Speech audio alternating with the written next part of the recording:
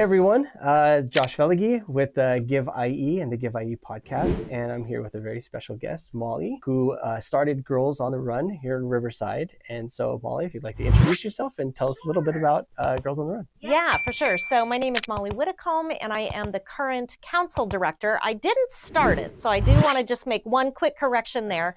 Girls on the Run was started 30 years ago back on the East Coast. We are an international organization, so we're in Canada and the United States. And it really started because a mom was doing some physical activity with her daughter who was a preteen and realized they were having these great conversations while they were running and afterwards sitting and stretching.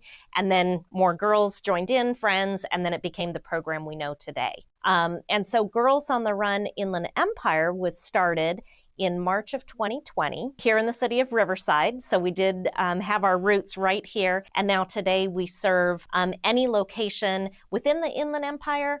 Our teams currently are as far south as Temecula, as far north as Big Bear, as far east as 29 Palms, and as far west as Rancho Cucamonga. And then we're everywhere in between. Oh, fantastic. So with it starting on the East Coast, how'd you catch wind of it? And then what drove you to think, you know what, I want to be a part of this. I want to create a chapter here. Yeah. Well, sometimes when you're my age or my stage of life, you think, gosh, what am I doing this all for? And I had a job that I loved as a fundraiser for a local university. And one day I just kind of thought, I don't think I want to do this for the rest of my life. So I took some intentional time away, and I was new to running myself. And I went on a running retreat. Okay. And on that running retreat, I met women from the East Coast who knew about Girls on the Run and were talking about it. So I came home and I did my best to look around. And because I live in San Bernardino County, I thought I had to start one. But when I reached out to headquarters, they said, oh no, we're actually expanding Riverside to include San Bernardino. So that's how it started for me. I was the first program manager back 3 years ago, and then moved into the role of council director last July. Oh, that's incredible. It's amazing how circumstances and coincidences, which I don't believe in, happen. It just took you going on a run, and it set a new path for what you're doing now. Yeah. So for you, what would you see as being the primary mission for Girls on the Run here? Yeah, so I mean, it's really simple. Our mission is to inspire girls to be joyful, healthy, and confident. And we do that through helping them move their bodies in after-school programming that helps them while they're doing those physical activities. It's very intentional with the lessons. There's either an 8 or a 10-week curriculum. And we do serve girls 3rd through 8th grade. And those lessons, our coaches are highly trained. And I think you're going to talk to our program manager in a little bit. She'll tell you about our coach training. But they're trained to help the girls move through those lessons. Maybe they're talking about building friendships, or maybe they're talking about something we call activating your star power, which is how do you feel most like you? And then that's not going to be all of the time, right? So we don't always feel our best. So when those clouds come over and kind of cover you and you're not as shiny, what can you do? And so an activity, I like to use this example, is we play, it's basically freeze tag, but we call it star tag. And another participant has to come over once you get frozen and give you a positive affirmation before you can move again. And so again, it's very intentional that we're pairing these lessons with the physical movement, because we know from our research nationally that really helps the girls understand the lessons and then keep them moving into other areas of their life. Incredible. So obviously you're kind of overseeing the Riverside, San Bernardino area. Are there other kind of chapters around Southern California? Okay. Yeah, so it's almost like Girl Scouts. We call them councils. And we cover everything that is not Los Angeles or San Diego or Orange County. We do currently have councils in San Diego and Los Angeles that cover those areas. There's currently not a council in Orange County. But if somebody wanted to start one, they could reach out to Girls on the Run headquarters. Okay, so what would be that process? Let's say somebody sees this, they're in Orange County, and they're like, hey, you know what? I love what they're doing. Once they reach out, what does that process look like? Yeah, so I'll tell you from the experience that's closest to me. When our council was started, it starts with a board of directors. So you do need to get some like-minded people, people who also want to help fulfill the mission, and then really those people who can be connectors in communities. And that's actually what we're doing right now. We have some open board positions. We're looking at key strategic people in those areas that we want to serve. So each community, as you know, I mean, the IE is huge and very diverse. Each community is so different. We can't just open our door. There's no door to open. We need to be introduced to the community. We need to be, make sure that we have volunteers. So, for example, we have connections with the Fleet Feet store in Rancho Cucamonga. So they will promote our programs. We maybe do some cross promoting with them, and other nonprofits too. I mean, a lot of people, I think, assume a nonprofit might be in competition with another nonprofit, but that's not what we found. We really like the idea that we are embedded in this community and we serve the community. We just were at the Blue Zones Project a couple weeks ago or last week. So we like to get out in the community. It takes a lot of effort to be in the community, serve the community, and then show what we have to offer for the girls. Gotcha. So a great fit for somebody wanting to get this going is probably somebody that's already involved and definitely has a desire and heart to be. The ability to also get out there and network and not being afraid to share the goal of what you guys do. As you were getting things ramped up, as you were going through that process, what were some challenges that you had, and were there certain folks that you leaned on, or organizations that you leaned on, or avenues that you went through that helped you get it going? Yeah. So, and again, before I was involved with the organization, I think the biggest challenge was we tried to start up right during COVID. So that was a rough time for everybody starting an after school program, but I think it also gave our executive director and board of directors at that time the ability to say, okay, well, what else can we do? We can be in parks instead of schools. And so we actually still have a pretty strong, what we call a community team, rather than being affiliated with the school. We have several teams around that they meet in parks or community centers. So I think we took that challenge pretty well. I would say the other thing is, again, because of the diversity, each city is different, each school is different, school district, and so kind of learning that, and then not trying to be too big. That was the other thing. We intentionally stayed in the city of Riverside for the first kind of 2 to 3 years. Then we started moving out a little bit farther, so that we wouldn't burn ourselves out, because I think that can happen too. We are powered by volunteers. Our council has 3 staff members and 2 are part-time. So, but we have hundreds of volunteers that help us. Yeah, wow. Yeah.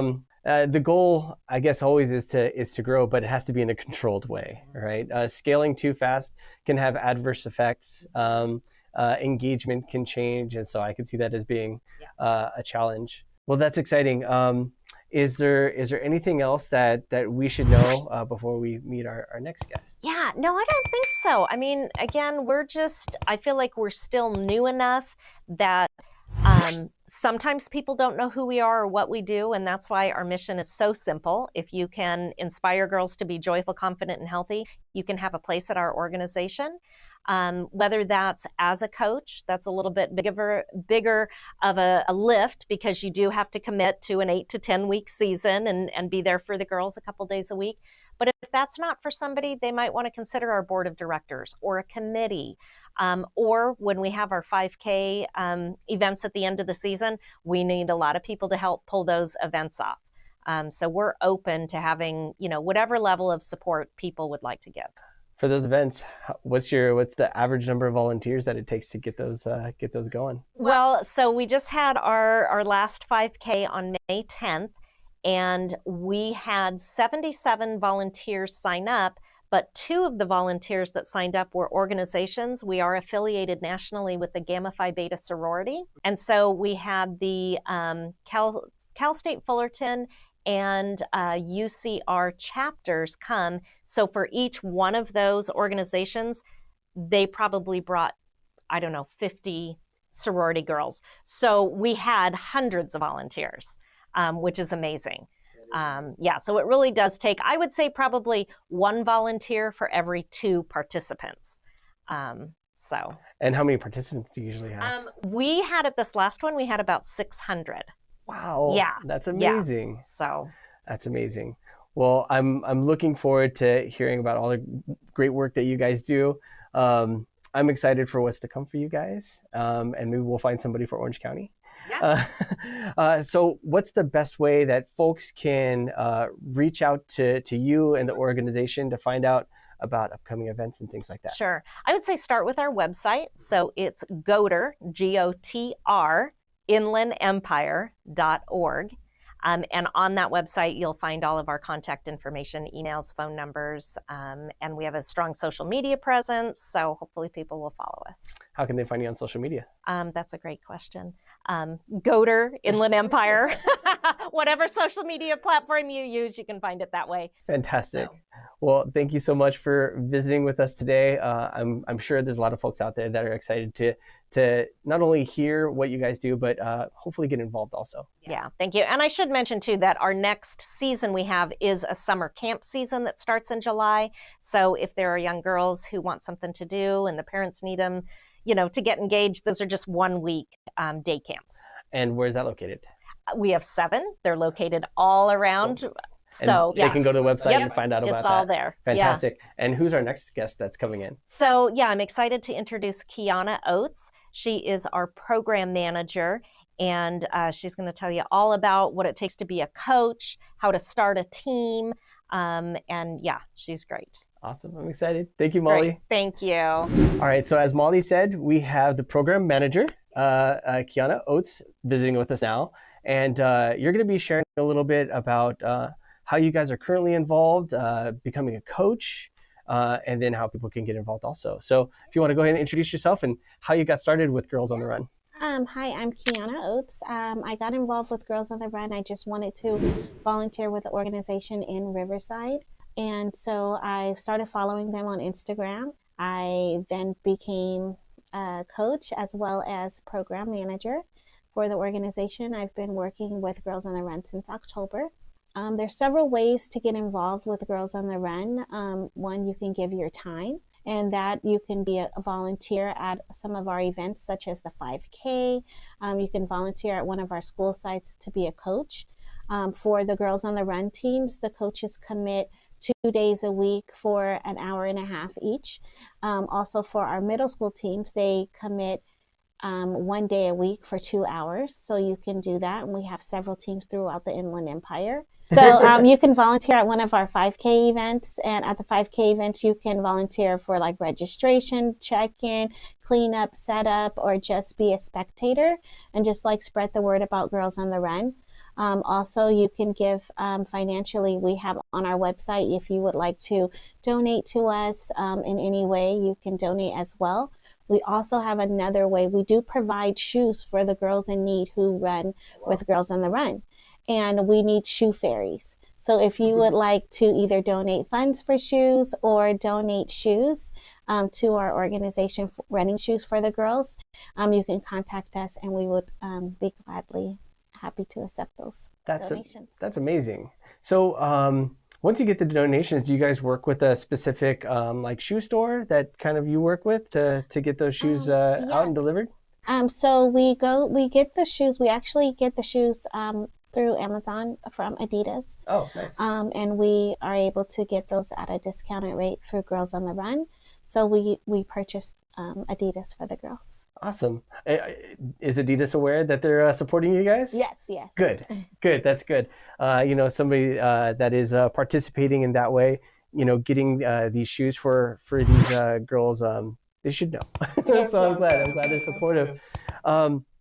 And you yourself, you're a Riverside native. You're telling me. Fantastic. Yes. And you're involved in a lot of things, Girls on the Run, and also Family Promise of Riverside. I sit on the board of Family Promise of Riverside. They are a nonprofit organization that assists individual families with housing. So they provide housing for families and then also assist them with getting permanent housing. Awesome. And we're going to have them on here soon. Yes. Because they do amazing work right here in Riverside also. I think we talked about a couple current events, and I was talking to Molly about just the scale of volunteers that are necessary. Uh, and also, apparently, you guys had like 600 participants this last time. And so what is something else that folks that maybe want to participate or get involved? What are some things that they should know about the events? Um, they are one of the things you can know about getting involved with the events is that you don't have to commit a lot of your time. You can donate items for the events. You can. We go to community events, citywide festivals. We have tables there, like tabling. Mm-hmm. So if you were passionate about Girls on the Run and you would just like to sit with us at the table, talk about Girls on the Run, share the word, pass out flyers. We also have a couple of summer camps going on mm-hmm. throughout the Inland Empire this summer. One is pretty close to here, not too close, but not too far. In Paris, we have in Mead Valley. That will be our first one. And we have one University of Redlands, CBU, and Crafton Hills College. So we do have also have scholarships available for the girls if they may not be able to afford the camp. We have scholarship available to them as well.